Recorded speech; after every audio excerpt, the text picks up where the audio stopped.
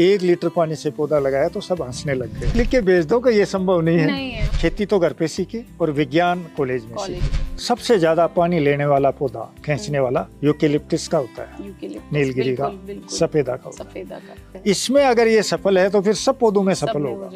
पूरे परिवार में करीब 10,000 पौधे लगाए हैं, कई तरह के पौधों पे, जिसमें ये सब तरह के जो इमारती लकड़ी वाले हैं, चारे वाले हैं, नीम है, शीशम है, आड़ू है, बेर है, रोइडा है, अरडू है, इस तरह के सब तरह के पौधों पे ये एक्सपेरिमेंट किए और सहजन भी लगाया तो सब में सक्सेस, सफलता मिली। तो सरकारी काम में तो फेल हो जाने पे कोई दिक्कत नहीं है, दोबारा फंड मिल जाता है। यहाँ फंड कहाँ से आता है? तो वो देने वाला थोड़ा ही था, सब घर का ही खर्च होता था। एक किसान को बुलाना था पूरी दुनिया से और हमें उसका सौभाग्य। प्रधानमंत्री जी ने स्पेशली आकर ये कहा, इन सब में आपकी चर्चा सबसे ज्यादा हो रही है। आपने एक लोटे पानी से, उन्होंने लोटे का, हाँ लोटा ही है, एक लोटे से आपने एक जीवन भर के लिए पौधा उगा दिया। इस तरह से जो ये अगर हम पौधे लगाएं तो बहुत जल्दी हम पूरे रेगिस्तान को हरा भरा कर सकते हैं। करोड़ों पौधे लगते हैं, पनपते कितने हैं इस पर किसी ने ध्यान नहीं दिया। जानते भी हैं लेकिन चर्चा नहीं होती उसमें। हर चीज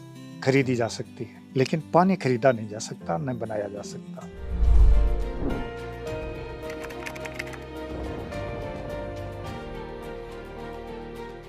इस समय मैं हूँ राजस्थान के सीकर जिले के दांता गांव में। नोएडा से यहाँ आए, रास्ते में भी कुछ शूट किए और यहाँ पहुँचते हुए अंधेरा हो गया। लेकिन इस अंधेरे में मैं आपको उजाले की एक ऐसी कहानी सुनाऊंगी कि आपको सब कुछ जादू जैसा लगेगा। जादू इसलिए क्योंकि अगर कोई आपसे पूछे कि आपके पास ज़मीन तो है लेकिन पानी नहीं, तो आप खेती कैसे करेंगे? क्या इसका कोई जवाब दे पाएंगे आप? शायद नहीं। लेकिन आज हमारे इस खास पॉडकास्ट अन्न क्षेत्र में जो मेहमान हमारे साथ हैं, उनके पास ना सिर्फ इस सवाल का जवाब है बल्कि एक ऐसी टेक्निक है जिससे सिर्फ 1 लीटर पानी में एक पूरा पेड़ लगाया जा सकता है। तो मैं स्वागत करूंगी हमारे इस खास पॉडकास्ट में पद्मश्री किसान सुंदराम जी वर्मा का। किसान तक पे आपका बहुत बहुत स्वागत है सर। धन्यवाद। और अब मैं उनसे उनकी कहानी जानूंगी, इस टेक्निक के बारे में जानूंगी और उनकी जिंदगी के बारे में जानूंगी, कैसे सफर शुरू हुआ। और इस पॉडकास्ट में आपको मिलेंगी कई ऐसी दिलचस्प बातें, कई ऐसी दिलचस्प जानकारियां जिनसे आपकी खेती और बेहतर हो जाएगी।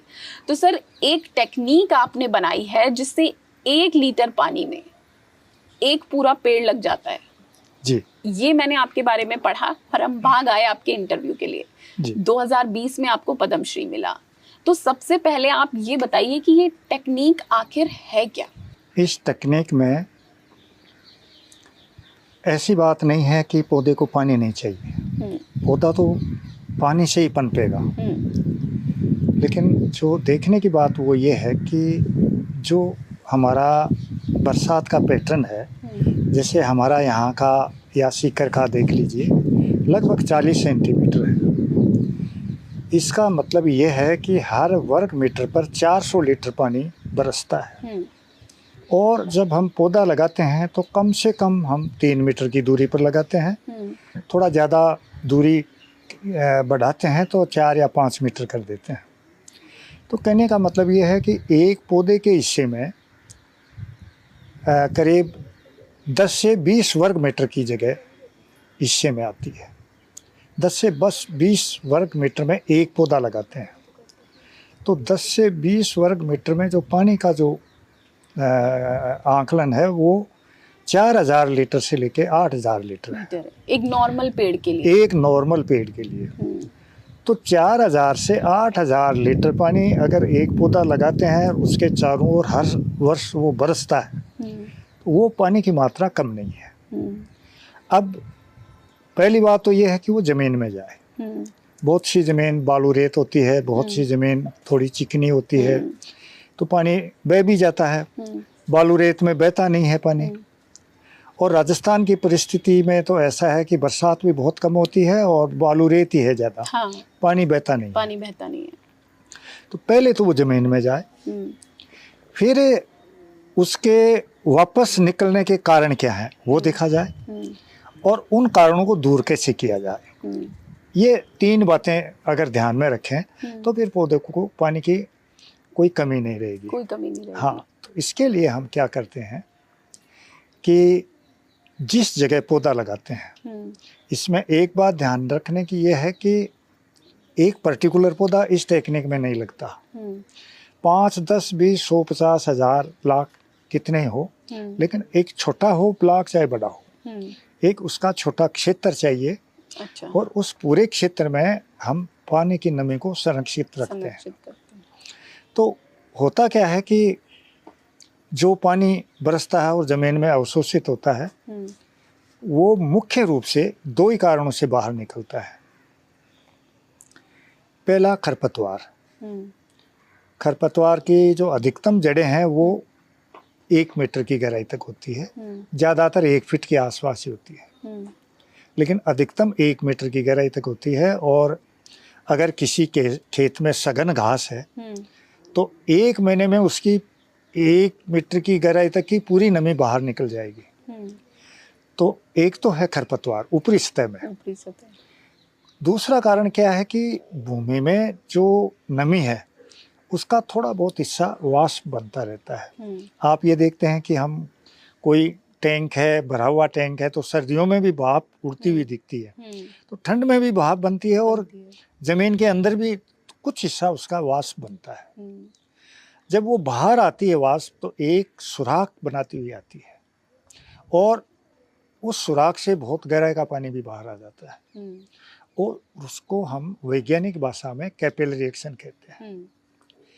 तो कैपिलरी एक्शन से पानी बाहर आ जाता है गहराई का, ऊपरी सतह का खरपतवार से आ जाता है। और जो एकदम ऊपरी सतह है 6 इंच 12 इंच 1 फीट अधिकतम, वहां तक सूर्य की किरणें हवा उससे भी बाहर आ जाता है। तो वो केवल ऊपरी सतह तक ही प्रभावी रहता है। तो उसका समाधान तो यह है कि हम ऊपरी सतह में पौधा नहीं लगाएं, थोड़ा गहरा कर दें। एक तो ये कर दें। दूसरा कि दोनों कारणों को हटाने के लिए कैपिलरी एक्शन और खरपतवार दोनों को हटाने के लिए हम उस खेत में जहां हमें पौधे लगाने हैं पूरे खेत की जुताई करते हैं। उस जुताई का समय निश्चित है। अच्छा। पहली जुताई पहली अच्छी मानसून की बरसात के बाद जब घास उग चुका होता है, यानी आमतौर पे जुलाई अगस्त। कभी लेट बरसात होती है तो अगस्त में, नहीं जुलाई में ये प्रक्रिया करते हैं। इस साल जो पौधे लगाने हैं उसकी हम पहली जुताई कर चुके। उससे क्या होता है कि जो उगी हुई खरपतवार है वो खत्म हो जाती है और जमीन पोली हो जाती है, तो जो बरसात का पानी है वो जमीन में ही समा जाता है। खेत को पड़ा रहने देते हैं। और फिर जो दूसरी जुताई है वो हम आखिरी बरसात के बाद में करते हैं। अच्छा। यानी सितंबर में राजस्थान में सितंबर में बरसात चली जाती है। बाकी ज्यों-ज्यों हम पूर्वी भारत में बढ़ते हैं, दक्षिण भारत में या दक्षिण भारत बढ़ते हैं तो थोड़ा समय बढ़ता जाता है। नवंबर तक पूरे देश में मानसून चला जाता है। तो यहाँ की जो परिस्थिति है उसमें हम सितंबर में दूसरी जुताई करते हैं। उससे क्या होता है कि जो बची हुई घास कोई और उग गई एक तो वो खत्म हो जाती है और जो कैपिलरीज बनती हैं, सुराखें बनती हैं, वो भी टूट जाती हैं। आम तौर पे 1 फीट की गहराई तक जुताई करें तो वो गहरी मानी जाती है। अच्छा। 1 फीट तक। अब 1 फीट की गहराई जो जुताई की है उसकी ऊपरी सतह में, जमीन की ऊपरी सतह में जहां तक 1 फीट की गहराई जुताई की है, न तो उसमें कोई खरपतवार है और न ही उसमें कोई सुराख है। दोनों खत्म है, हटा दी। दोनों खत्म है। लेकिन 1 फीट के नीचे सुराखें बनी हुई होती है। अच्छा। वो नीचे की जमीन में तो बनी हुई होती है, ऊपर की हटा दी। अब नीचे की सुराखों से पानी बाहर आने की कोशिश करता है तो वो बाहर तो आ नहीं पाता और 1 फीट के नीचे जितनी गहराई तक हमने जुताई की है ना, वहां वो इकट्ठा होता रहता है। अब हम पौधा इस तरह से लगाएं कि उसकी जड़ें वहां तक हो जहां कैपिलरी एक्शन का पानी इकट्ठा हो रहा है वहाँ उसकी जड़ें हो तो वो पानी पौधे को मिल जाएगा और अलग से पानी देने की जरूरत नहीं है। ये पूरी तरह से साइंटिफिक है। तो हम क्या करते हैं कि जैसे ही दूसरी जुताई करते हैं उसके बाद में पौधे लगाने का काम शुरू करते हैं और पौधे लगाने में एक 4 या 5 इंच का लंबा चौड़ा गड्ढा खोदते हैं क्योंकि जमीन ऊपर से पोली होती है तो खुरपी से तुरंत खुद जाता है। और वो 1.5 फीट, अगर थैलियां बड़ी हैं तो 1.5 फीट, नहीं तो 1 फीट 1.25 फीट इतना ही गहरा खोदते हैं। अब उसमें जब पौधा लगाते हैं तो उसकी जड़ें 1.5 फीट गहरे या 1.25 फीट गहरे में वो कैपिलरी एक्शन का पानी इकट्ठा हो रहा है, वहाँ उसकी जड़ें आ जाएगी। नीचे का हिस्सा 1 फीट पौधा लगाने में कवर हो जाएगा और ऊपर का 4 से 6 इंच जो खाली जगह बचती है उसमें 1 लीटर पानी डाल देते हैं। फिर पानी डालने की कभी जरूरत नहीं पड़ती, बस उसी हिस्से में 1 लीटर पानी लगाते वक्त डाल दिया। और वो पानी 1 लीटर इसलिए डालते हैं कि जब पौधा लगाते हैं तो उसकी जड़ें पिंड से थोड़ी डिस्टर्ब हो जाती है। पिंड मतलब जो उसका थैली में जिसमें पौधा लगा हुआ है, थैली का जो मिट्टी का पिंड है, थैली भरी हुई है मिट्टी से, उसमें पौधा लगाते हैं, पौधा तैयार करते हैं तो उसको पिंड बोलते हैं। वो पिंड, थैली का जो पिंड है वो थैली हटाकर लगाते हैं तो वो डिस्टर्ब हो जाती है। तो वो वापस 1 लीटर पानी से चिपक जाती है, सही हो जाती है। और उसके बाद में कभी पानी देने की जरूरत नहीं है। हमें इतना करना है कि जो पानी निकलने के 2 कारण है उन्हें खत्म रखना है 1 साल तक, अगले मानसून आने तक। तो सितंबर एंड अब आने वाला है तो अब आप नया प्लांटेशन करेंगे अपना जी, और क्योंकि पानी इकट्ठा हो गया होगा और उसके बाद 1 साल तक जुताई करनी है, 3 महीने बाद। हर 3 महीने बाद। हाँ, और जो मई जून में देखेंगे ना पौधे तो एकदम कोंपले निकलती हुई दिखेंगे और आपको ऐसा महसूस होगा कि पौधा किसी झील के किनारे जहाँ खूब सारा पानी मिल रहा है उसे। जी, हाँ। जबकि ऐसा है नहीं, ये टेक्निक है जो बार बार पानी को मिट्टी में रोककर तैयार की गई है। क्योंकि वो जो 4000 लीटर पानी है वो उसके चारों ओर है। ये बड़ी बात है। ऊपर से उसे पानी नहीं देना पड़ रहा है। जी हाँ। और हमारा एक पायलट प्रोजेक्ट हुआ था इस संबंध में। अच्छा। ONGC का। अच्छा। तो उन्होंने वो सुना और मुझे वहाँ दिल्ली बुलाया और ऑफिस में, और उन्होंने कहा कि आप तो हमें 2 जगह 500 पौधे लगा के दिखा दीजिए। हाँ। मतलब लगा के दिखाई, यकीन नहीं हुआ। हाँ, दिखा दीजिए पहली बात तो। और दूसरी बात ये है कि कोई साइंटिस्ट उसको वेरीफाई करे कि ये मेरे सामने लगाए हैं और इनको 1 लीटर पानी देने के बाद में कभी पानी नहीं दिया गया। तो ONGC ने कहा कि आप हमें 2 जगह 500 पौधे लगा दीजिए और हम भी मॉनिटरिंग करेंगे, लेकिन कोई साइंटिस्ट कहे कि ये मेरे सामने लगाए हैं और इसमें कभी पानी नहीं दिया गया। मैंने कहा ठीक है। हाँ, सबूत मांगा। और एक शर्त उन्होंने ये रखी कि एक हमारा प्लांटेशन जोधपुर में होना चाहिए क्योंकि हमारा बड़ा ऑफिस है वहाँ पे, तो मॉनिटरिंग में हमें थोड़ी आसानी रहेगी। तो जब जोधपुर का उन्होंने नाम लिया तो वहाँ एरिड फॉरेस्ट रिसर्च इंस्टीट्यूट है। अच्छा। भारत सरकार का। अच्छा। तो मैंने वहाँ डायरेक्टर साहब से बात की तो मैंने कहा कि इंस्टीट्यूट को इसमें इंक्लूड कर लीजिए। अच्छा। और एक रिपोर्ट तैयार कीजिए। बिल्कुल सही। तो उन्होंने इस पे प्रसन्नता जाहिर की और उन्होंने हाँ कर ली। तो उन्होंने एक बहुत अच्छी रिपोर्ट तैयार की, इसकी साइंटिफिक रिपोर्ट कि किस किस समय कितनी नमी है, गर्मी में क्या असर होता है, बढ़वार पौधों की क्या है, और ज़मीन की ऊपरी सतह पे कितनी नमी है, 1 फीट नीचे कितनी है, 2 फीट नीचे कितनी है, 3 फीट नीचे कितनी है। यानी उन्होंने एक पूरा डेटा तैयार किया कि पौधे की जड़ें कहाँ से पानी लेती है। और वो एक बहुत अच्छी रिपोर्ट उन्होंने तैयार करके, तो सबूत मिल गया, सबूत उनको मिल गया, रिपोर्ट तैयार हो गई। लेकिन 3 साल में अफसर बदल जाते हैं और जो नए अफसर आए उनको यकीन ही नहीं हुआ कि ऐसे हुआ है, कि ऐसे हो सकता है। फिर सबूत मांगा? नहीं, सबूत नहीं, उन्होंने कहा कि उन्होंने काम ही बंद कर दिया। अच्छा। हाँ, उन्होंने कहा कि ऐसा नहीं हो सकता, हमने लगाए नहीं क्या पौधे। अच्छा। ऐसा कह के उन्होंने तो बंद कर दिया। ऐसा बार बार हुआ आपके साथ? हाँ, कि लोगों ने मजाक उड़ा दिया, हर बार यकीन ही नहीं किया? हर बार हुआ, बार बार मजाक बनाया। हाँ, लेकिन मैं आपको एक बात बताऊं जी कि हमारा जो सिस्टम है वो चाहे कितना ही कैसा भी हो, कैसा भी कहें कैसा उसको, भी कहें, लेकिन कुछ लोग ऐसे होते हैं जो वास्तविकता को बहुत सीरियसली लेते हैं। तो हमारे डीएफओ साहब आए, एक सीकर, अच्छा, फॉरेस्ट डिवीजन, फॉरेस्ट डिपार्टमेंट से, ऑफिसर एल के शर्मा कोई। अच्छा, उन्होंने क्या किया कि इसमें 8 ब्लॉक हैं दांता में, सीकर जिले में। अच्छा, 8 ब्लॉक हैं। 8 रेंजर्स को ये कहा कि आप एक एक प्लॉट तैयार करो 1 लीटर पानी से। अच्छा, हाँ, और कौन से सन की बात है? ये है शायद 84-85 की बात। 84-85 की बात। हाँ, 1984-85 की बात है। और आपने ये टेक्निक शुरू कब से कर दी थी? ये हमने 82 में कर पहली बार आपने 82 में हाँ, आपको संतुष्टि मिल गई कि सक्सेसफुल हो गया जो आप चाह रहे हैं। हाँ, ठीक है। और देखने आने लग गए थे डिपार्टमेंट के लोग। हाँ।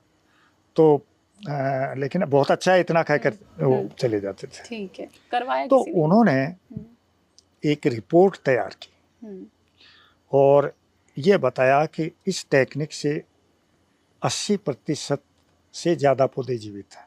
अच्छा। और इसमें छायादार और सब ये इमारती लकड़ी वाले और चारे वाले सब पौधे हैं। और जो डिपार्टमेंट का था वो था करीब 65%। अच्छा, सर्वाइवल रेट। और उस समय की बात है ये, जब 5 रुपए मजदूरी थी। आज तो 800 रुपए है। वो जो उस समय 5 रुपए में आता था, वैसा लेबर आज 800 रुपए में आता है। तो उस समय उन्होंने ये बताया था कि जो डिपार्टमेंट पौधे लगवाता है, लिख के दिया हुआ है, मेरे पास रिकॉर्ड है उसका। अच्छा। उसमें 17,000 रुपए 1 हेक्टेयर का खर्चा आता है। अच्छा। और इस 1 लीटर पानी वाली में 10,000 रुपए आता है।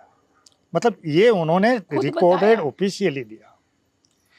और तो उन्होंने खुद भी वॉच किया पूरा टेक्निक। हाँ, क्योंकि लंबा समय पूरा किया, लेकिन चाहे एक अधिकारी कितना ही वो समर्थ हो, लेकिन वो अप्लाई तो तब भी होगा जब सब लोग मानेंगे, सब सपोर्ट मानेंगे।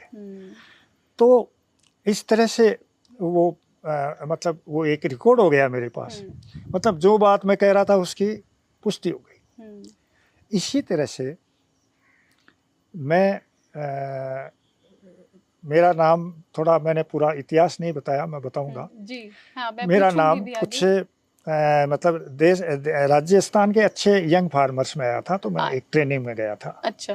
पूसा फार्म में, दिल्ली में।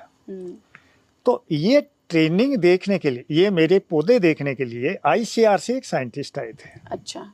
उन्हें भी यकीन नहीं हुआ होगा? नहीं, हाँ, नहीं, उनको तो उन्होंने बताया। साइंटिस्ट का थोड़ा अलग होता है वो, क्योंकि वो थोड़ा फैक्ट बात को समझने की कोशिश करता है। तो एक नया रिसर्च सेंटर बना था फतेहपुर शेखावाटी में। अच्छा। एग्रीकल्चर यूनिवर्सिटी के अंडर में। तो वो बनाई था। तो उस समय वो 1 साल तक क्या होता है कि नया इंफ्रास्ट्रक्चर होता है, नए उनके पास प्रोजेक्ट होते हैं। वो 1 साल जब तक वो नए इंफ्रास्ट्रक्चर हो, प्रोजेक्ट आए, तब तक वो 1 साल तक स्टडी करते हैं कि अपने एरिया में क्या है। तो वो उनको लेके आए थे। अच्छा। तो मुझे उन्होंने ये कहा कि कभी दिल्ली आओ तो आप मुझसे मिलना। अच्छा। तो वो श्रीवास्तव साहब सर नाम से मैं जानता था। अच्छा। इतना याद रहा मुझे। तो मैं जब यंग फार्मर ट्रेनिंग कोर्स 2 महीने का था, तो मेरे पास समय था, तो मैं एक दिन चला गया। हाँ। मैंने ये भी नहीं देखा कि क्या बार है, आज वो रविवार का दिन था। अच्छा। तो मैं ICAR में चला गया, वहाँ कृषि भवन में चला गया मैं। तो वहाँ जब गया तो मैंने उनको कहा कि भाई किसी रिसेप्शन में किससे मिलना है। तो मैंने कहा कि धीरे ही बोला मैंने, श्रीवास्तव साहब से मिलना है। हाँ।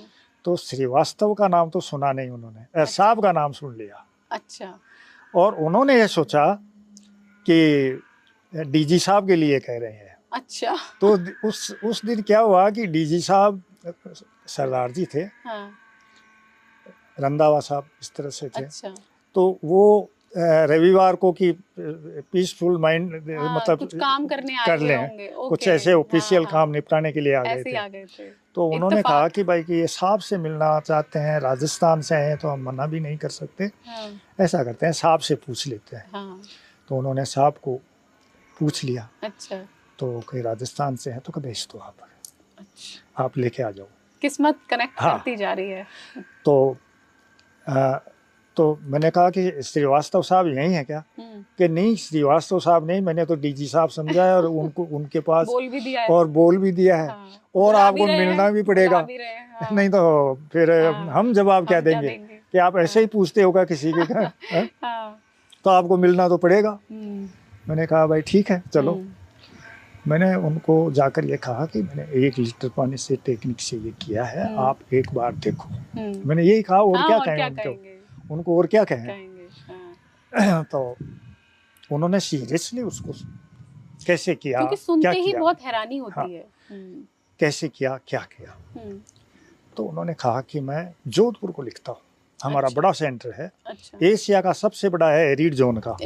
हम तो दिल्ली में पानी वाले एरिया में हैं, लेकिन वो तो पूरी तरह से डेजर्ट में है। वहाँ से मैं साइंटिस्ट को भेजता हूँ, उनको लिखता हूँ, वो आएंगे और वो जो रिपोर्ट भेजेंगे उसके बाद में मैं आऊँगा। ये कहा उन्होंने। मैंने कहा अच्छा ही रहा कुछ। तो जब कागज गया तो जो साइंटिस्ट आए थे वो मुझे बता रहे थे कि 1 लीटर पानी से पौधा लगाया तो सब हंसने लग गए। हाँ। तो कि लिख के भेज दो कि ये संभव नहीं है, हो ही नहीं सकता कि हम जब एरिड के लिए बैठे हैं। हाँ। इतने बड़े डिपार्टमेंट है, हमारे पास ऐसे पेड़ लगाने के भी कई डिपार्टमेंट हैं। हाँ। उसमें भी हम बैठे हैं तो हम ही ऐसा तो नहीं कर सकते। तो हमें पानी देते देते सूख जाता है पौधा। तो ये लिख देते हैं कि नहीं कि डीजी साहब का है। वो डायरेक्टर ने कहा जाना तो पड़ेगा आपको, चाहे क्या कुछ भी मिले वहाँ पे। तो वहाँ के जो सबसे सीनियर जो साइंटिस्ट थे एलन हर्स थे। अच्छा। वो बाद में वाइस चांसलर बने थे वहाँ, जोधपुर यूनिवर्सिटी बनते ही। अच्छा। उनको भेजा, वो डिवीजन हेड थे। अच्छा। इसके मतलब नेचुरल रिसोर्सेज मैनेजमेंट। अच्छा। वो आए, एक साइंटिस्ट उनके साथ में जूनियर हो रहा है, एक टेक्नीशियन हो रहा है, 3 आदमी आए हो। तो आते ही देख के दंग रह गए। तब उन्होंने अपनी पूरी कहानी बताई। अच्छा। कि ये हमारे वहाँ डिस्कस हुआ कि भाई ऐसे ही लिख दो जरा। तो डायरेक्टर ने कहा कि जाना तो पड़ेगा आपको। हाँ। डीजी का लेटर है, जाना पड़ेगा आपको। तो लेकिन आपका काम तो बहुत अच्छा है। और वहाँ से फिर मेरे पास वो लेटर आया। अच्छा। कि आपकी बहुत सराहना की है। मतलब उनका डीजी साहब का लेटर आया उनके ऑफिस से कि सराहना की है।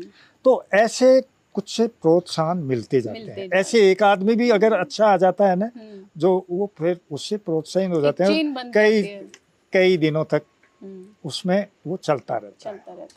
तो अब अगर फ्लैशबैक में जाएं, हाँ। ये तो हुई आज की कहानी। फ्लैशबैक हाँ। ये कि पहली बार इस बारे में सोचा कब, कैसे? अब मैं एक किसान को जानना चाह रही हूँ कि उसका जन्म कब हुआ। जैसे मैंने पढ़ा आपके बारे में 1950 में आपका जन्म हुआ। हाँ। मतलब आज़ादी के 3 साल बाद ही। जी हाँ। जब भारत भी डेवलप हो रहा था। हाँ। पूरी अर्थव्यवस्था खेती पर ही निर्भर थी। लेकिन राजस्थान में आपका जन्म हुआ, जहाँ पानी की पूरी कमी, रेतीली जमीन, और आप एक किसान परिवार में। तो वो वक्त कैसा था और इस टेक्निक को डेवलप करने तक आपने क्या देखा खेती में, किसानी में और राजस्थान में? यहाँ हमारा जो परिवार है, हाँ, शुरू से आप यहीं रहे दांता गांव में? हाँ, हमारा सबका जन्म यहीं था। हुआ है। हाँ, दादाजी यहाँ आए थे। अच्छा। और पास में एक रेनवाल गांव है। अच्छा। तो जब प्लेग आई थी, आपने सुना हो, पढ़ा हो कभी? पढ़ा था। वो शायद 1920 के आसपास आई थी, 1820। उस समय परिवार में दादाजी अकेले ही रहे थे। अच्छा। तो सब छोड़ के अपने उस गांव को वो यहाँ जा रहे थे। हाँ। तो वो यहाँ आके और यहाँ इस जमीन पे खेती करने लगे।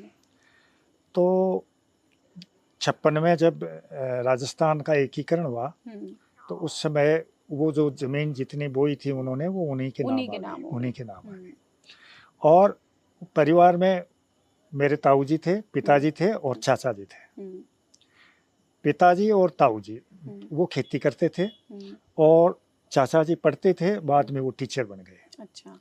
और उस जमाने के हिसाब से, यानी जो परंपरागत खेती होती थी उस जमाने के हिसाब से, थोड़ी ठीक खेती करने वाले लोगों में गिनती थी हमारे, अच्छे खेती करने वालों में। क्या क्या लगाते थे उस वक्त जब आप पैदा हुए? उसमें साधारण फसलें होती थी, जैसे जो गेहूं, सरसों, चना, ग्वार, मोठ, बाजरा, जो राजस्थान की मेन फसलें हैं वो होती थी। बैलों से सिंचाई होती थी। बैलों से सिंचाई। हाँ, और हमारा जो कुआं है वो अभी भी वैसा का वैसा है। अच्छा। हाँ, और वो लगा हुआ है उस पे कि भाई कैसे वो निकालते थे पानी और कैसे करते थे। तो चाचा जी करीब 1957 में वो टीचर बन गए थे। अच्छा। 1957 में। और स्कूल टीचर। और मैंने 10वीं दांता से की, फिर सिक्कर से हायर सेकेंडरी की, और सिक्कर कॉलेज से बीएससी किया। अच्छा, बीएससी किस चीज में किया? बीएससी साइंस और मैथ्स। साइंस और मैथ्स। अच्छा, मतलब आप अच्छे स्टूडेंट थे। हाँ, बढ़िया। उस समय बीएससी करना बड़ी बात थी। हाँ। और खेती तो घर पे सीखी और विज्ञान कॉलेज में सीखा, और दोनों को जोड़ दिया। हाँ। और तो वो एग्रीकल्चर हो गई, बन गया। बिल्कुल। हाँ, एग्रीकल्चर से थोड़ा ठीक हो गया, क्योंकि थोड़ी साइंस ज्यादा आ जाती है, इनोवेशन ज्यादा आ जाती है। तो उस समय क्या था कि मैंने 72 में ही मैंने पेपर तो दे दिए थे, लेकिन मैं एक पेपर में बीमार हो गया था, तो वो पेपर 72 में क्लियर किया। 72 में मैंने बीएससी किया पूरा फाइनल। हाँ, और डायरेक्ट अपॉइंटमेंट होते थे। अच्छा। 3 बार अपॉइंटमेंट हुए, मैं ज्वाइन ही नहीं किया। किस प्रोफाइल के लिए? टीचर्स के लिए। लेकिन कारण क्या था कि जब हरित क्रांति का दौर शुरू हुआ, सबसे पहले 1964 में यहाँ 5 किलो गेहूं आए थे मैक्सिकन, पहली बार 1964 में पूसा फार्म पर आए। उससे पहले गेहूं तो नहीं खाया होगा। हाँ, वो लाल गेहूं, देसी गेहूं, कई तरह के गेहूं थे। देसी, लेकिन वो पैदावार ज्यादा नहीं थी। और फिर उसको बोकर फिर अलग अलग जो जितने भी एग्रीकल्चर की इंस्टीट्यूट थी वहाँ वो 65 में भेजा गया, और फिर वो अपने अपने नाम से वो वैरायटियाँ चालू बांटी गई। और उसका जो रिस्पॉन्स था वो बहुत जल्दी और तुरंत, मतलब तेज गति से सब जगह फैल गया। राजस्थान में भी अच्छा गेहूं उसकी जो चर्चा थी वो सब जगह हो गई, क्योंकि वो तो बीज तो थोड़ा था, बीज तो था ही नहीं था। हाँ, सब जगह चर्चा होती थी। और IARI से कुछ मैगजीन प्रकाशित होती थी, कृषि मंत्रालय से होती थी, और चूंकि हर गांव में टीचर होते थे और वो किसान फैमिली से ही होते थे। हाँ, बिल्कुल। तो पंचायत समिति में ब्लॉक लेवल पे वो मैगजीन आ जाती थी। वो एक बार कोई कार्यक्रम होता था या तनख्वाह के दिन वो जाते थे, तो वो पढ़ लेते थे। अच्छा, खेती पे होती थी? खेती पे। और वो उसके माध्यम से थोड़ी हरित क्रांति का विस्तार हुआ। और उस को मैगजीन को वो चाचा जी घर ले आते थे। तो उन मैगजीन में टेक्निकल बातें होती थी जो हर कोई समझते नहीं थे। मैं विज्ञान का विद्यार्थी रहा, खेती घर की थी, तो मैं बहुत रिलेट करके समझने की कोशिश की उनको। और फिर हमने यहीं मंगानी शुरू कर दी उनको। अच्छा। कई तरह की पत्रिकाएं। तो वो एक माहौल ऐसा हो गया कि हम खेती करेंगे और जो समस्याएं आएंगी उनको आगे ले जाएंगे, क्योंकि समस्या समाधान सब आता था उनमें। और किसी के पास कैसी भी समस्या है वो भी लिख के भेजते थे, तो उसका भी समाधान आता था। तो एक माहौल इस तरह का हो गया घर का, खेती का अच्छा था। फिर बिजली लग गई। मैंने 72 में किया, उसके 5 साल पहले बिजली लग गई, तो खेती अच्छी होने लगी। हाँ, और एग्रीकल्चर कॉलेज था पास में जोबनेर का, तो वहाँ मैं अपनी समस्याएं ले जाता था। वहाँ जो वहाँ के एक्सपेरिमेंट देखता था, वहाँ के जो साइंटिस्ट थे वो यहाँ आने लग गए। फिर दुर्गापुरा जो जयपुर है, वहाँ एक बहुत अच्छा रिसर्च सेंटर है बहुत पहले से। उसमें अच्छी, मतलब देश के नामी रिसर्च सेंटर में है एग्रीकल्चर के। तो वहाँ से भी मेरा कांटेक्ट हो गया। कई तरह की बीमारियों के बारे में वो वहाँ रिसर्च होती थी। यहाँ स्टडी होती थी, वहाँ रिसर्च होती थी। तो वहाँ के लोग भी यहाँ आने जाने लग गए। कई वैरायटियों के यहाँ एक्सपेरिमेंट लगने लग गए हर एक में। और उसके बाद में 2 साइंटिस्टों ने यहाँ के एक्सपेरिमेंट करके और उन्होंने अपनी पीएचडी की। अच्छा। तो साइंटिस्ट के क्या तौर तरीके होते हैं, क्या किस तरह से रिसर्च करते हैं, किस तरह से वो डेटा लेते हैं, किस तरह से फाइंडिंग होती है उनकी, ये मेरे सारे समझ में आ गया, क्यों वो काम में करता था। हाँ, आप साथ में रहते थे, देखते तो एक साइंटिस्ट के तौर तरीके मेरे समझ में आ गए। तो मैं खुद बीजों में सिलेक्शन करने लग गया। अच्छा। टेक्निक में देखने लग गया। तो इस तरह से मेरा थोड़ा रुचि रिसर्च में आ गई। और जब यंग फार्मर ट्रेनिंग कोर्स में मैं 82 में पूसा IARI गया, तो वहाँ ड्राई फार्मिंग टेक्निक देखी। तो ड्राई फार्मिंग टेक्निक में क्या होता है कि बरसात की नमी को रोककर और सर्दियों की फसल ली जाती है। तो राजस्थान की परिस्थिति ऐसी है कि यहाँ बरसात की जो फसलें होती हैं उसके लिए ही नमी की कमी रहती है, तो वो संभव नहीं है। लेकिन कुछ लोग जो सर्दियों की फसल लेते थे वो बरसात की नमी को रोककर, बरसात की फसल नहीं लेते थे, उसकी नमी को रोककर वो सर्दी वाली फसल लेते थे। तो वो ड्राई फार्मिंग टेक्निक वहाँ बहुत अच्छी तरह से देखी। यहाँ तो देखने को कहीं थी नहीं। वहाँ मैंने बहुत अच्छी तरह से देखी, तो समझी। तो मैंने फिर ये सोचा कि जो पौधे नहीं लग रहे थे हमारे यहाँ, फार्म फॉरेस्ट्री की एक स्कीम आई थी जिसमें पौधे भी दिए जाते थे, गड्ढे खोदने और पानी के पैसे भी दिए जाते थे, लेकिन उसके बावजूद पौधे नहीं लगते थे। सूखे की वजह से। सूखे की वजह से मई जून में इतनी गर्मी आ जाती थी कि वो पानी देने का कम पड़ जाता था। तो हमने सोचा कि क्यों नहीं हम इस टेक्निक का इसमें उपयोग करें। तो मैंने कुछ पौधों का उपयोग किया, तो उसमें सक्सेस हो गया। अच्छा। और जब सक्सेस हो गया तो यहाँ देखिए, चाचा जी थे, ताऊ जी थे, पिताजी थे। पिताजी बाद में एक्सपायर हो गए थे एक एक्सीडेंट में। अच्छा। लेकिन ताऊ जी घर पे थे, मैं साथ काम करता था। चाचा जी थे, वो सपोर्ट करते थे, जो भी काम नया करते थे, क्योंकि नए काम में थोड़ी दिक्कत आती थी, लेकिन वो सपोर्ट करते थे।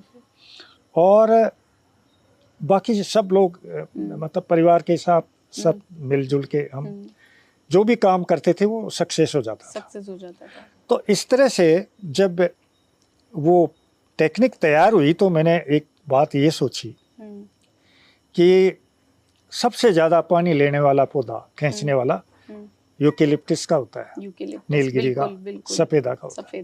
तो मैंने सोचा क्यों नहीं इसी पे टेक्निक, इसी पे एक्सपेरिमेंट किया जाए। अच्छा। इसमें अगर ये सफल है तो फिर सब पौधों में सफल होगा। तो मैंने इसी पे शुरुआत की। अच्छा। और उसमें सफल हो गया। हमने हमारे पूरे परिवार में करीब 10,000 पौधे लगाए हमने। अच्छा। इस टेक्निक से सारे सफेदा के क्योंकि अच्छा। वो तो उसमें फॉरेस्ट की नर्सरी में भी वही पौधे होते थे। अच्छा। और वो इसलिए होते थे कि फॉरेस्ट डिपार्टमेंट का वो एक आ जाता था कि इतने पौधे लगे, वो नजदीक लगते थे। हाँ। तो वो पौधे मिल जाते थे। अब पहले किसी ने सोचा नहीं था कि इसके आगे क्या होगा, लेकिन उस समय जो ये सपोर्ट के लिए जो बड़ियाँ होती है वो बहुत कीमत होती थी। अच्छा। और हमने बहुत अच्छी उसकी कीमत भी वसूल की। अच्छा। और ये बचे हुए हैं जो रास्तों पे, ये अभी भी दिख रहे हैं आपको। हमने 2-2, 3-3 बार काट के बेच दिया, लेकिन फिर हो जाता है। अच्छा। तो पहली ही जब आपने कोशिश की, यूकेलिप्टस सफेदा लगाया, सक्सेसफुल हो गया पहली बार में। हाँ।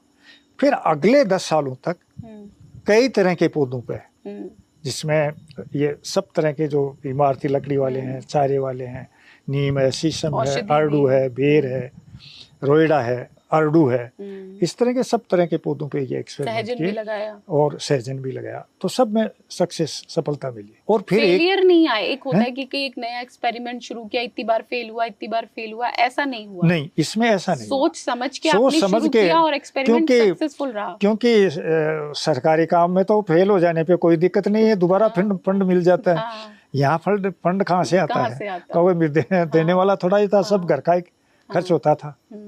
तो इस तरह से करते करते हमने ये काफ़ी पौधे लगाए। फिर गौशालाओं की ज़मीन पे भी लगाए, स्कूलों की ज़मीन पे लगाए, पंचायतों की ज़मीन पे लगाए। हाँ, एक्सपेरिमेंटल कई जगह जहाँ भी सहयोग मिला। लोगों ने तो इसलिए करा होगा कि देखें, यकीन ही नहीं हो रहा है ना, कि करके दिखाओ। हाँ, इसलिए अब आप ये देखो कि मैं बीच में हनीबी नेटवर्क से जुड़ा। अच्छा। कुछ तो मेरे पास देसी किस्में थी। हनी बी नेटवर्क क्या है? हनी बी नेटवर्क अभी भी है? अभी भी है। अच्छा, क्या करता है ये? देखिए, प्रोफेसर थे एक IIM अहमदाबाद में, अभी भी हैं। अच्छा। अनिल के गुप्ता। उन्होंने क्या किया कि अपना PhD का कार्य, उनको PhD दी कोई आदिवासी लोगों के ऊपर। अच्छा। वो आदिवासियों के डेरे में ही चले गए 6 महीने के लिए। अच्छा।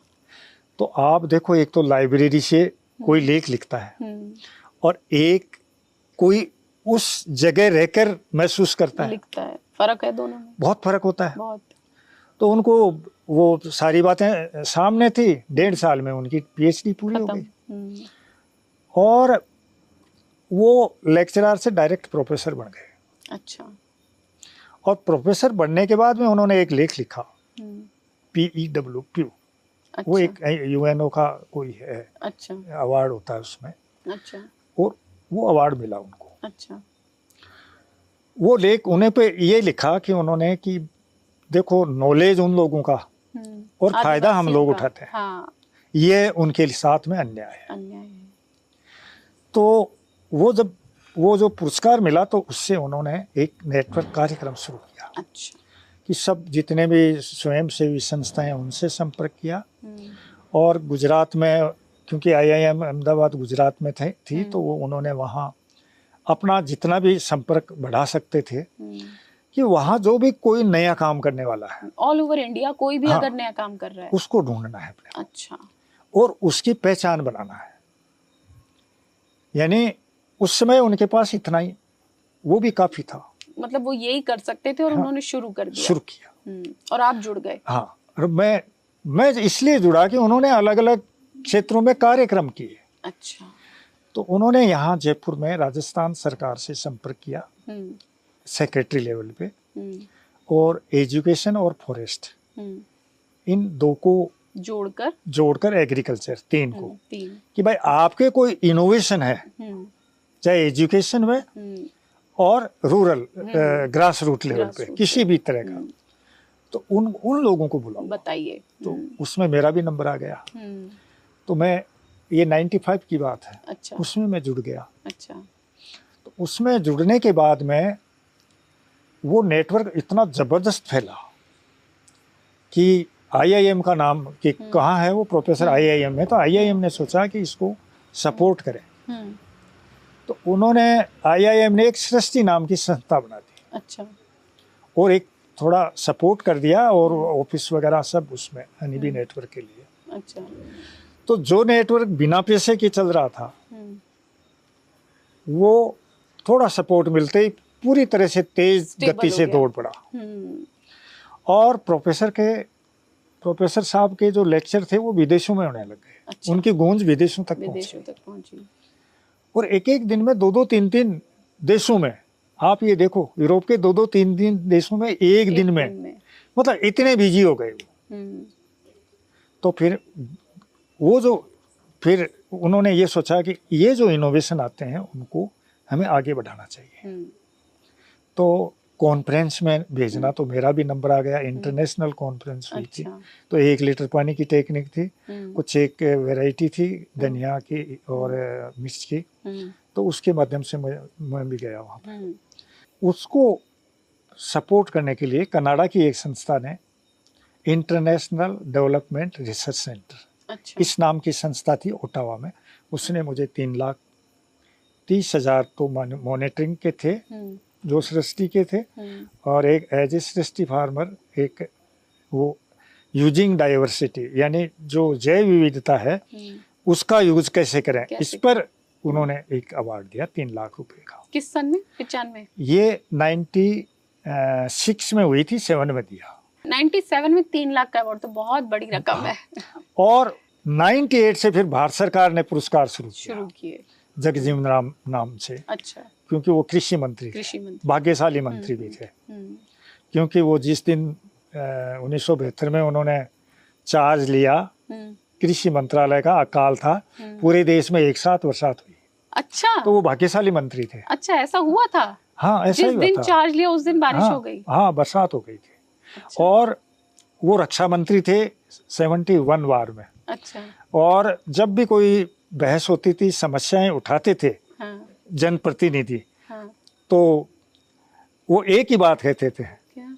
कि सबसे निपट लिया जाएगा हाँ, और युद्ध जो है वो विदेश की धरती पे ही लड़ा जाएगा, हमारी अच्छा, धरती पे हमारी नहीं लड़ा धरती पे जाएगा। नहीं। मतलब एक ही बात कहते थे और अच्छा। वो ही हुआ। हम्म, तो वो एक भाग्यशाली मंत्री मंत्री थे। थे। किसी भी मंत्रालय में वो रहे, बोलते नहीं थे, बहुत कम बोलते थे, लेकिन वो भाग्यशाली मंत्री थे। अच्छा, तो उनके वो नाम से पुरस्कार मिला आपको? उनके नाम से पहला पुरस्कार वो 1 लाख रुपए का था। 1 लाख तो 1 लाख रुपए उस समय भी वो भी बड़ी बहुत बड़ी चीज बात थी, थी। तो बिल्कुल। वो सपोर्ट मुझे मिला। हम्म, और इधर जब आप ये देखो कि इस हनीबी नेटवर्क के माध्यम से दुनिया में ये प्रश्न उठा कि किसान रिसर्च करता है तो उसको भी वही सुविधा मिलनी चाहिए जो साइंटिस्ट को। तो इटली में FAO में एक कार्यक्रम हुआ। अच्छा, FAO में। FAO क्या हुआ? Food and Agriculture Organization of United Nation. Okay. तो UNO का है वो, उसका हेड ऑफिस इटली में है, रोम में है। अच्छा।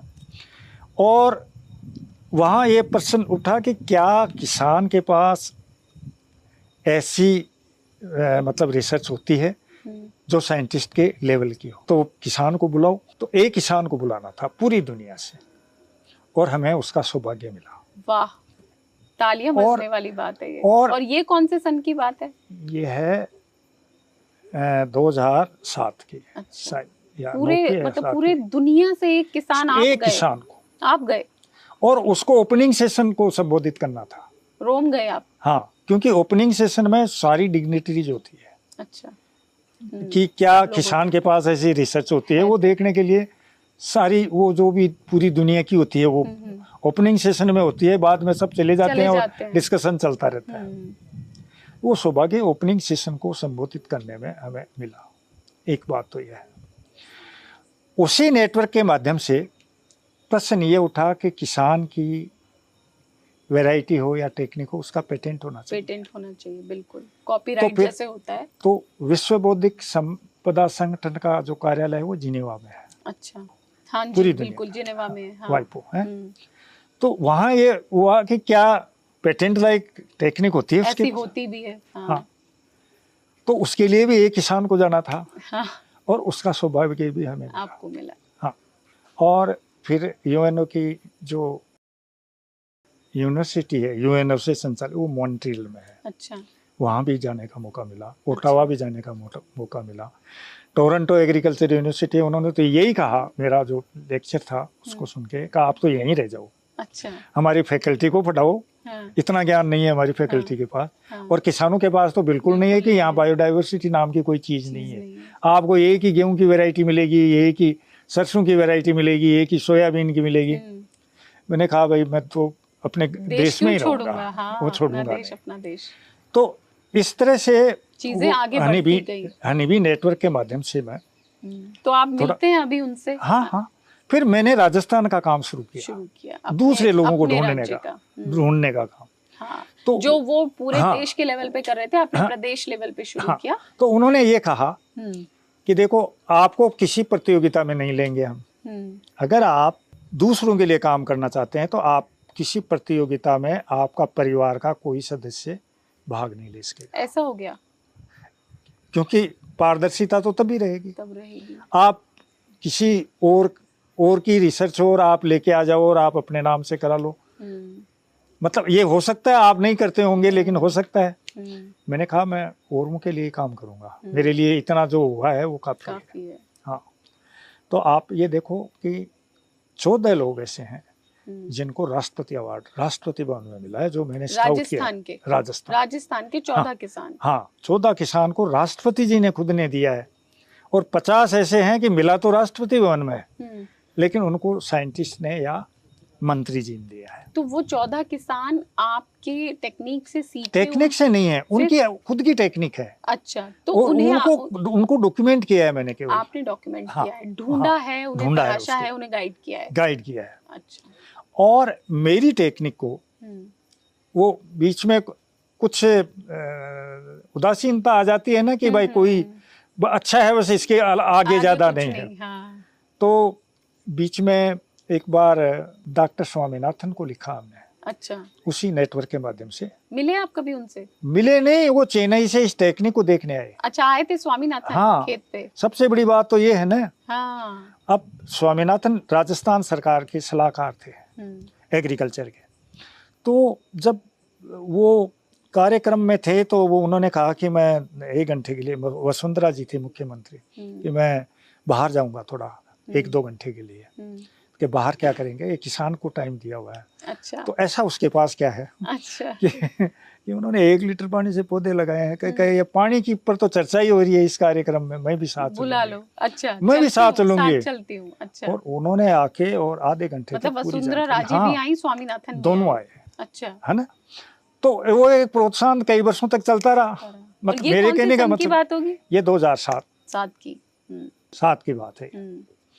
तो इस तरह से राष्ट्रपति भवन में हर साल जाना हो गया, क्योंकि मैं उनके लिए काम करता था। मेरे राजस्थान से कोई न कोई आदमी होता था तो मुझे जाना होता था। तो इस तरह से सारा संपर्क सबसे हो गया, सब तरह से हो गया। और 2000 में फार्म मैंने नहीं भरा था। अच्छा। नेटवर्क ने, प्रोफेसर साहब ने भरा था। अच्छा।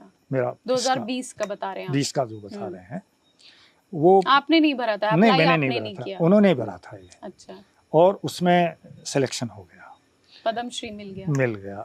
और आप देखेंगे ना फोटो तो मतलब इम्प्रेसिव है। प्रधानमंत्री जी ने स्पेशली आकर ये कहा कि इन सब में आपकी चर्चा सबसे ज्यादा हो रही है।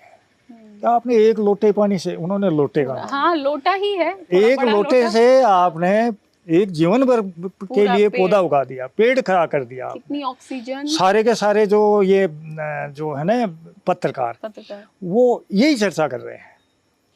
तो वो एक इम्प्रेसिव बात थी। मतलब इतने वो क्या करते हैं कि सबसे मिलते हैं, लेकिन लगभग आमतौर पे राम रामी होती है। हाँ, जिसको साधारण भाषा में कहें तो ज्यादा बात नहीं होती। लेकिन उन्होंने आके स्पेशली इस ढंग से कहा तो वो एक बहुत बड़ी बात थी। कैसा था वो मोमेंट जब पद्मश्री मिला आपको?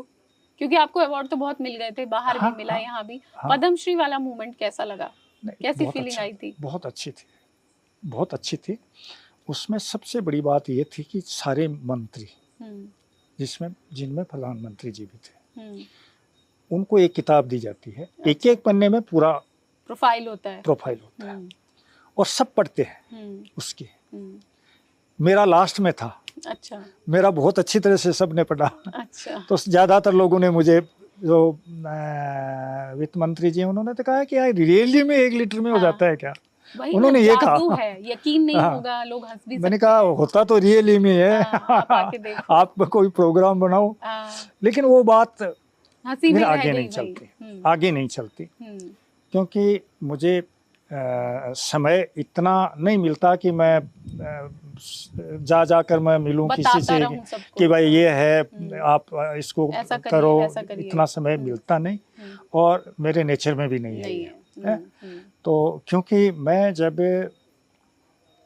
सृष्टि के माध्यम से वहाँ कनाडा गया था, मॉन्ट्रियल और टोरंटो, वहाँ तो मैं अहमदाबाद में होते हुए गया था। अच्छा।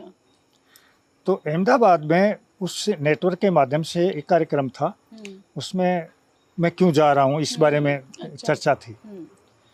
तो अखबारों ने बहुत बड़ा एक न्यूज दी और उस न्यूज में मेरे जाने के बाद कनाडा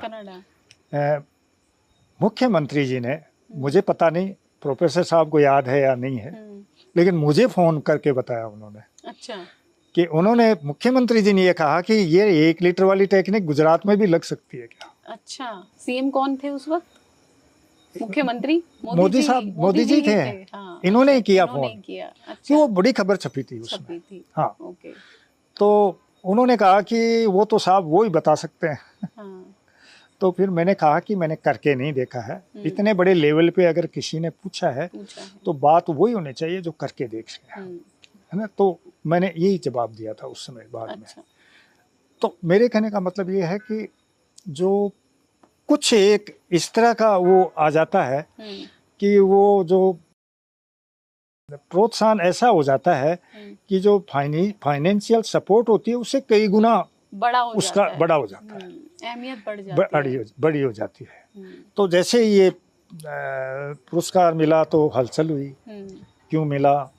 तो लोगों ने मतलब संपर्क किया, संस्थाओं ने संपर्क किया, बैंकों ने संपर्क किया। और उन्होंने देखा पुराना काम और थोड़ा थोड़ा स्टार्ट किया, थोड़ा ज्यों आगे बढ़ा काम, ज्यों थोड़ा बड़ा हुआ, जो आपने देखा ही देखा मैंने। और इस साल हम 40,000 हमारे पास सैंक्शन है। और प्लांट ले तो अब तक टोटल कितने प्लांट आप इस टेक्निक से लगा इस बार जो ये 40,000 सैंक्शन है ना, ये आप लगे हुए मान सकते हैं। हमारे पास पौधे हैं। अच्छा, हमारे पास जमीन, हाँ, जमीन तैयार की हुई है और लगाने हैं सितंबर में। तो 2 लाख हो जाएंगे। 2 लाख इस साल हो जाएंगे पूरे। 1 लीटर पानी की टेक्निक से। हाँ। और 2 लाख हो जाने का मतलब है कितने लीटर पानी आप बचाने का भी क्रेडिट ले सकते हैं? 200 मिलियन लीटर। 200 million litre. हाँ, एक छायादार पौधा है या इमारती लकड़ी वाला है या मेडिसिनल प्लांट है या चारे वाला पौधा है, उसको करीब 1000 लीटर पानी 3 साल में चाहिए। 3 साल तक उन पौधों की देखभाल करनी पड़ती है, पानी देना पड़ता है। गर्मियों में तो कम से कम तीसरे साल भी देना पड़ता है। तो उस हिसाब से 2 लाख पौधों को 200 मिलियन लीटर पानी, इतना पानी तो यहाँ है ही नहीं पौधों के लिए। पीने का ही नहीं है यहाँ पे। पीने का टैंकरों से आता है पानी, तो पीने के लिए ही नहीं है तो पौधों के लिए कहाँ से आएगा? और बिना पौधों के लिए न तो क्लाइमेट में होगा सुधार और नहीं उसमें बरसात में बढ़ोतरी होगी। राजस्थान नहर के दोनों ओर पौधे लगे हैं, 2-3 किलोमीटर दोनों तरफ, 4-5 किलोमीटर चौड़ाई में।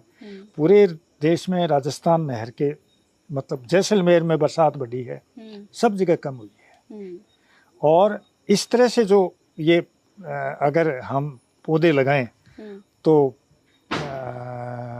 बहुत जल्दी हम पूरे रेगिस्तान को हरा भरा कर सकते हैं। और सबसे बड़ी बात तो यह है कि पौधे लगाते हैं, देख लेते हैं, उसके बावजूद नया आदमी आ जाता है, वो बदल जाता है, कोई भी अधिकारी, तो वो वहाँ आके वो रुक जाता है। और इस बात को चलते हुए 30-35 साल हो गए, आप देख लीजिए। तो अब आप क्या कहना चाहेंगे? मान लीजिए, क्योंकि आप ही कहते हैं कि बार बार कहना कई बार जरूरी हो जाता है, आपको क्या लग रहा है कि आपने टेक्निक विकसित की, प्रोत्साहन भी मिला, कई लोगों ने अप्रिशिएट भी किया, लेकिन इस समय क्या कमी लग रही है आपको कि ये आपके लिए, इस टेक्निक के लिए होना चाहिए सरकार की तरफ से? मतलब एक तो देखो, जितनी भी इंडस्ट्री है सबको इन्वायरमेंट पर कुछ ना कुछ योगदान करते हैं, वो करते हैं, उनका है, निश्चित है, करते हैं।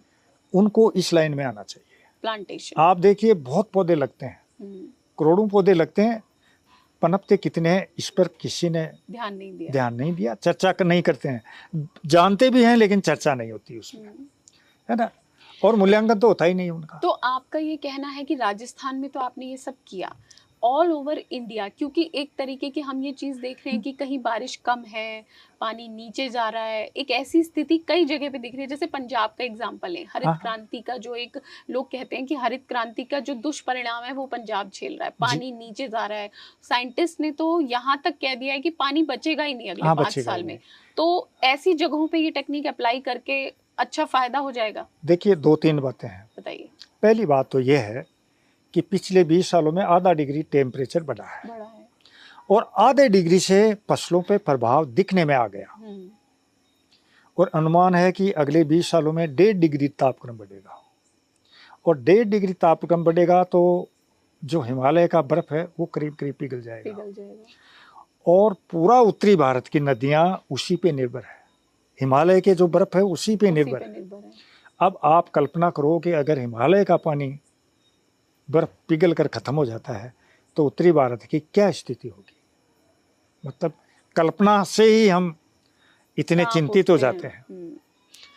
तो एकमात्र और जो कार्यक्रम कर रहे हैं वो तो कर रहे हैं, लेकिन पेड़ जिस गति से लगने चाहिए वो नहीं लग तो रहे हैं, लेकिन पनप नहीं रहे।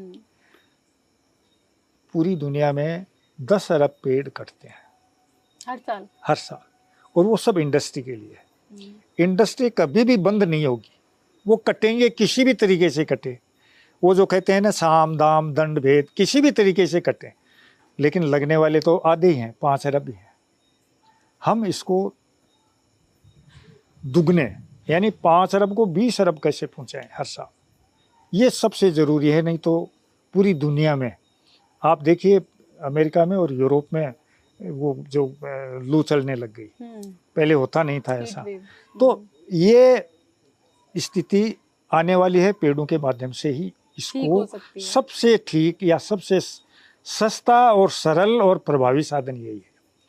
तो एक तो इंडस्ट्री को आगे आना चाहिए कि कुछ पेड़ उसको लगाना चाहिए, और उसमें इस टेक्निक का रोल ज्यादा इम्पोर्टेंट है। हाँ, इसी तकनीक के लिए मैं बोल रहा हूँ कि इस तकनीक पे आना चाहिए। दूसरा जो है, जो सरकार है वो इस पे अपने प्रोग्राम में शामिल करना चाहिए, इस टेक्निक को कोई योजना लानी चाहिए, योजना आनी चाहिए, योजना में शामिल करना चाहिए इसको।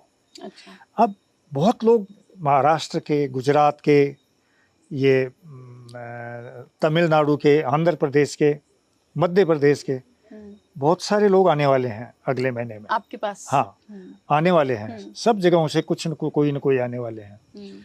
तो उनका यही कहना है कि हम किस तरह से इस तकनीक का उपयोग करें। हमारे भी सूखा पड़ता है, ये गारंटी लेकिन हमारा इतना वो नहीं है कि हम वहां जाकर उनको सिखाएं।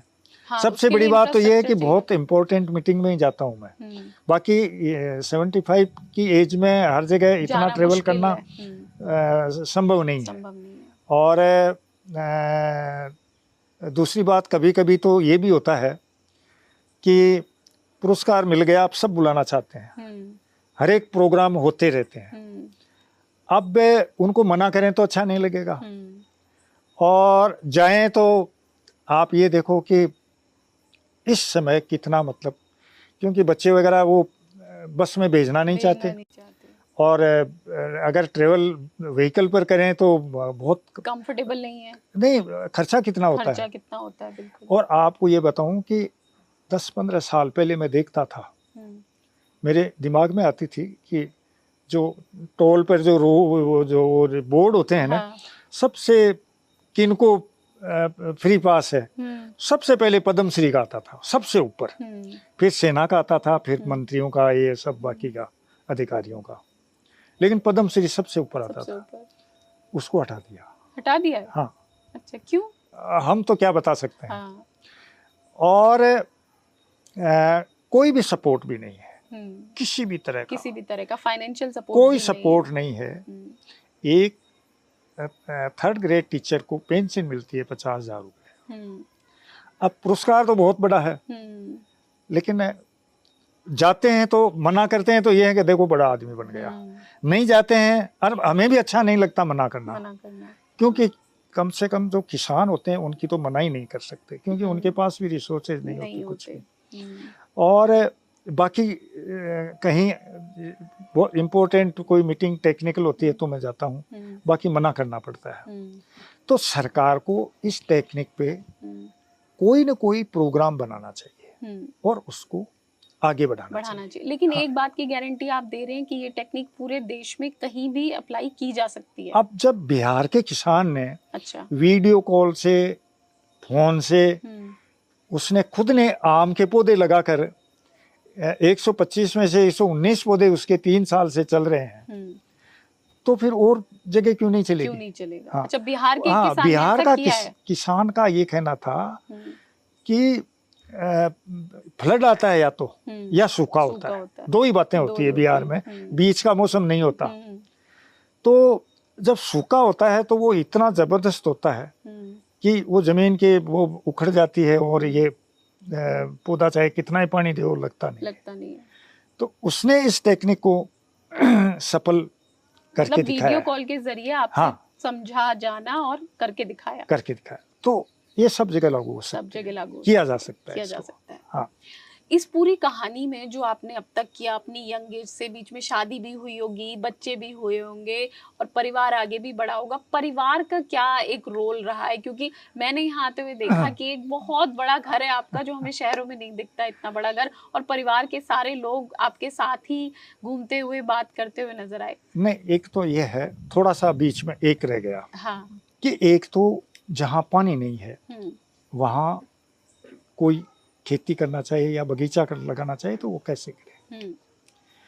और दूसरा है कि हमारी जो कृषि जैव विविधता है उसका संरक्षण बहुत जरूरी है।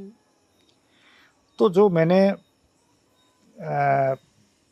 वहाँ से जो फंडिंग मिली थी कनाडा से, उससे यहाँ की मुख्य जो 15 फसलें हैं उसकी 700 से अधिक प्रजातियां इकट्ठी की, अलग अलग फसलों की, और उनका कैरेक्टराइजेशन करके और नेशनल जीन बैंक में जमा करवाया। वो सुरक्षित रहती है वहाँ पे जीन बैंक में, 100 साल तक जर्मिनेशन रहने की क्षमता है। वो जो जीन बैंक है वो कॉमन है। अच्छा, कॉमन है, कोई भी मैंने अपने नाम से नहीं रखा उसको, वो कॉमन है, कॉमन प्रॉपर्टी है, वो कम्युनिटी प्रॉपर्टी। अब उसमें जो वैरायटियां तैयार की 5 से 25 साल के बीच में। अच्छा। जो अलग अलग म्यूटेशन को अलग किया, फिर उसमें बोकर उससे फिर अलग वैरायटियां तैयार की। वो वैरायटियां मेरे अपने नाम से है। अच्छा।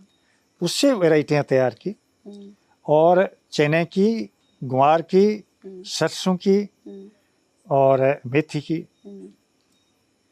मूंग की, ये वैरायटियां तैयार की। और इन वैरायटियों में कम समय में, मतलब कम पानी में, रोगरोधकता, क्वालिटी में अच्छी। जैसे ग्वार है तो उसमें गम कंटेंट हाईएस्ट है। अच्छा। पूरे इंडिया में। अच्छा। क्या नाम है इसका?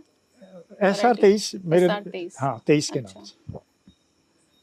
मिर्च है, कलर वैल्यू हाईएस्ट है उसमें। अच्छा, और कोई किसान ये सुन रहा और ये वाली खरीदना चाहे तो कहाँ से मिलेगी? नहीं, मेरे पास तो इस समय मैं कर नहीं पा रहा हूँ, जिंदा रखे हुए हैं बीज को, एक एक लाइन ही बोता हूँ मैं। अच्छा। ज्यादा नहीं कर पाता, लेकिन कोशिश कर रहा हूँ मैं उसकी भी। अच्छा। और इसी तरह से मूंग की वैरायटी है। अच्छा। वायरस नहीं आता उसमें। अच्छा। और सरसों में ऑयल कंटेंट 44% है। कोई वैरायटी नहीं है ऐसी, रिलीज वैरायटी नहीं है। तो ये वैरायटी रिलीज हो चुकी है जो आप बता रहे हैं? हाँ, ये ज्यादातर रिलीज हो गई। अच्छा। कुछ प्रक्रिया में है, लास्ट स्टेज में। अच्छा। है। हाँ, तो इन सब में हमारा जो चाचा जी थे, उनका पोता मनीष कुमार होता है। अच्छा। तो उसने अप्लाई किया। अच्छा। स्टार्टअप इंक्यूबेशन के लिए। अच्छा। और उसको स्टार्टअप 25 लाख की ग्रांट मिली है। अच्छा। और उससे उसने जो सीड कंपनी बनाकर और फॉर्मल तरीके से जो ये मतलब बीज का काम करना शुरू किया है। अच्छा। शुरू किया है। अच्छा। और आपको बताऊं कि अभी जो मंत्री जी हैं, कृषि मंत्री राजस्थान के, उन्होंने बहुत सारे छापे मारे हैं। हाँ, किया है, सब किया है ना। बिल्कुल। जो टीम हमारे पास भी आई थी, लेकिन हमारे सब कुछ सही पाया गया। सही पाया गया। हाँ। तो कहने का तरीका मतलब ये है कि हम अच्छी चीजें किसानों को देना चाहते हैं। मतलब परिवार तो भी आगे इसमें, परिवार, हाँ, सब पूरा परिवार, सारे बच्चे एग्रीकल्चर में, रिसर्च में आपके साथ इन्वॉल्व और जो जितने भी जो बच्चे हैं, जैसे ये दोनों, वैसे तो परिवार बहुत लंबा चौड़ा है। हाँ। हर तरह का सहयोग। हाँ। अब आपको ये नहीं पता कि हम किसके घर में हैं। हाँ। नहीं है ना, नहीं पता। नहीं पता है ना। हाँ। हम किसी भी घर में जो काम कर रहे थे वो कौन थे। हाँ। ये भी नहीं पता ना। हाँ। वो सब घरों के मिले हुए थे। ये जो चाचा जी थे ना, जो टीचर थे, उनका सबसे बड़े लड़के का है। अच्छा। है ना। अच्छा। और ये यहाँ गिफ्ट आइटम की दुकान है, एक जैसा है। यानी 7 टीचर हैं और बाकी 5 जो है वो मार्केट में है सब ये हैं। और 65 लोग हैं पूरे। और 65 लोग हैं और सब साथ हैं। सब साथ हैं। ये बड़ी बात है। हाँ। और कोई भी मेहमान किसी भी घर में चले जाए कोई दिक्कत नहीं है। सब जगह चाय, सब जगह आप कहीं भी, हाँ, आप कहीं भी जाओ, सब जगह चाय पानी वहीं मिल जाएगी आपको, वहीं सब, कोई दिक्कत नहीं है वहाँ पे। तो अब इतना सब कुछ करने के बाद आगे क्या एक मैसेज? हाँ, दूसरा, हाँ, थोड़ा सा इसको पूरा कर दूंगा। हाँ। दूसरा जो ये दोनों बच्चे हैं, हाँ। इनके वैसे जब पानी खत्म हो गया ना यहाँ पे, तो हमने खेती का काम जितना हो सकता है उतना रखा, एक्सपेरिमेंट चालू रखे, और ये दुकान करते हैं साड़ियों की, केवल साड़ियों की दुकान है इनकी।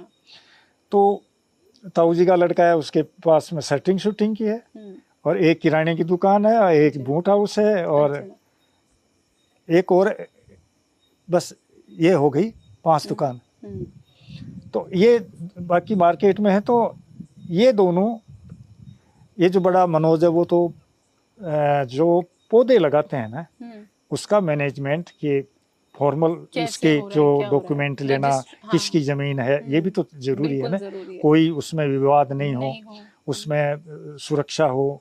तो ये सारा शुरुआत में जमीन को तैयार करना, उसमें जुताई वगैरह करना, ये सारा काम मनोज करता है।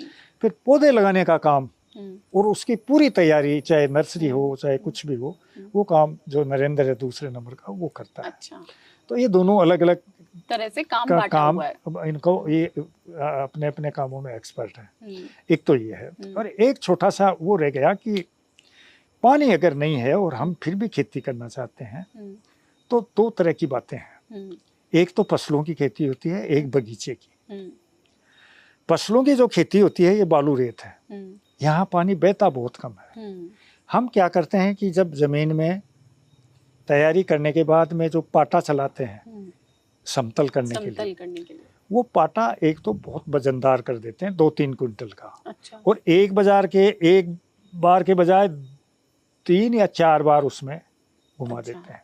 उससे क्या होता है कि वो जमीन दब जाती है। दबने से जो बरसात का पानी है वो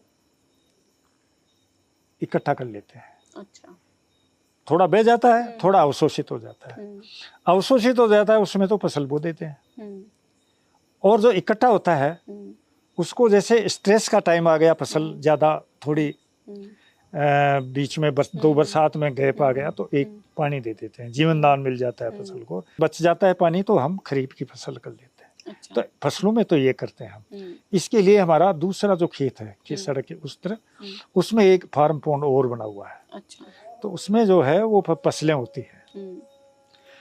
जो बगीचा लगाना चाहे, बगीचे में क्या करते हैं कि बगीचे में पौधे लगा देते हैं, जो भी फलदार इच्छा अनुसार, जहाँ जैसा क्लाइमेट है, जैसे पानी की रेनफॉल पैटर्न है, उसी हिसाब से हम पौधे को चयन करके पौधे लगा देते हैं।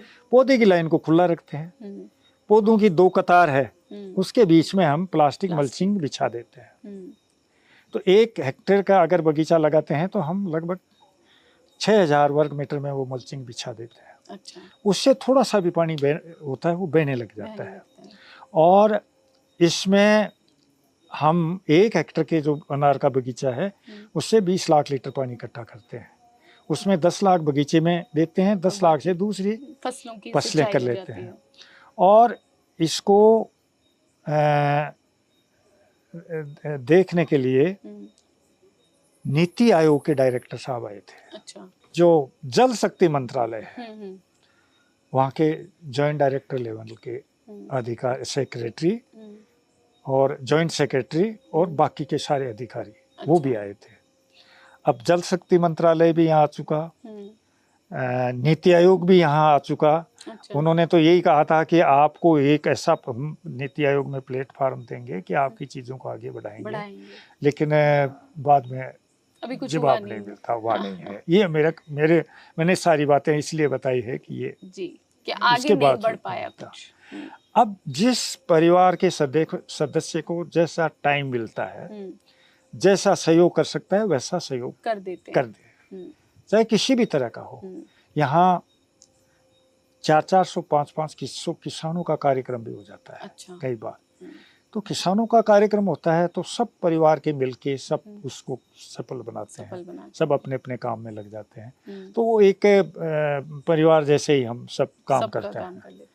और ये जो कार्यक्रम है, जो बहुएं हैं, वो भी इस कार्यक्रम में पूरी तरह से इन्वॉल्व है। नर्सरी से लेके नर्सरी का मैनेजमेंट पूरा देखना, उसमें बीज देना, मजदूर तो आते ही हैं। और उसके अलावा जो लेबलिंग करना, अलग अलग वैरायटियों को बोना, उसका नक्शा बनाना, ये सारा जो काम है वो परिवार खुद के ही लोग करती कर रहे है। हैं। हाँ। तो अब दो संदेश, एक तो किसान के लिए हाँ। और एक सरकार के लिए, सिस्टम के लिए, क्या देना चाहेंगे अपने इतने लंबे सफर और इतने खास तरह के काम करने के बाद? किसान के लिए पहले क्या कहना चाहेंगे? किसान के लिए एक जरूरी बात जो आप अपने सफर और एक्सपीरियंस से कहना चाहेंगे? एक तो सबसे बड़ी बात तो ये है कि हर चीज खरीदी जा सकती है और बनाई जा सकती है, लेकिन पानी खरीदा नहीं जा सकता, न बनाया जा सकता। खरीदेंगे तो जहां से खरीदेंगे ना वहां कम पड़ जाएगा, वही कहीं तो कमी पड़ेगी। चीज तो और बना लेंगे, कारखाने में बना लेंगे, लेकिन पानी कारखाने में नहीं बनता। तो सबसे बड़ी बात तो यह है कि पानी की जो उपयोगिता है उस पर उसको समझना बहुत है, समझना चाहिए। आप ये देखो कि जो फ्लड से पंजाब में पानी देते हैं ना, उसमें 1200 लीटर पानी लगता है 1 किलो गेहूं में। आप 20 रुपए में 1 बोतल लेके आते हैं। बिल्कुल। आप उस पानी की जो बरसात का शुद्ध पानी है उसका 2 पैसे तो मानोगे ना, 2 पैसे तो कीमत मानोगे ना। जो टैंकरों से पानी आता है उससे कम तो क्या मानेंगे। तो 1 किलो गेहूं में 24 रुपए का पानी हो गया। 1200 लीटर का मतलब है 2 पैसे के हिसाब से 24 रुपए पानी के हो गए 1 किलो गेहूं पे, फ्री की हो सकती है चीज, जिस पर हम कोई विचार नहीं करते। 24 रुपए का पानी दे रहे हैं 1 किलो गेहूं में, लेकिन उस पर कोई विचार नहीं करते हम। तो सबसे जरूरी बात यह है कि पानी की उपयोगिता पर हमें काम करना चाहिए और सरकार को भी इस पे ध्यान देना चाहिए। क्योंकि एक टेक्निक जब बना ली गई है और वो प्रूफ भी दे दिया गया है कई बार, तो सरकार को इस पे काम करना चाहिए। 1 लीटर पानी से एक पूरा पेड़ तैयार करने की एक टेक्निक जो अब सुनने में एक बार फिर से जादू जैसी लग रही है, लेकिन सच ये है कि इन्होंने सच कर दिखाया है। तो मुझे लगता है सरकार को इस पे ध्यान देना चाहिए, जैसे खुद सुंदराराम जी ने कहा, और किसान को इस अहमियत को समझना चाहिए कि पानी कितना इम्पोर्टेंट है। सर, मुझे बहुत अच्छा लगा आपसे बात करके, और जितना मैं जानती थी उससे दुगना तिगना मैंने जाना। और मुझे लगता है इस बात को करने के बाद मैं खेती किसानी नहीं करती, लेकिन पानी की अहमियत को मुझे सर से बात करने के बाद और ज़्यादा गहराई से महसूस करने का मौका मिला, क्योंकि हर किसी को अपना रोल निभाना चाहिए पानी बचाने में, क्योंकि पानी हम सबके लिए ज़रूरी है। सर, बहुत शुक्रिया आपसे बात करने का। धन्यवाद।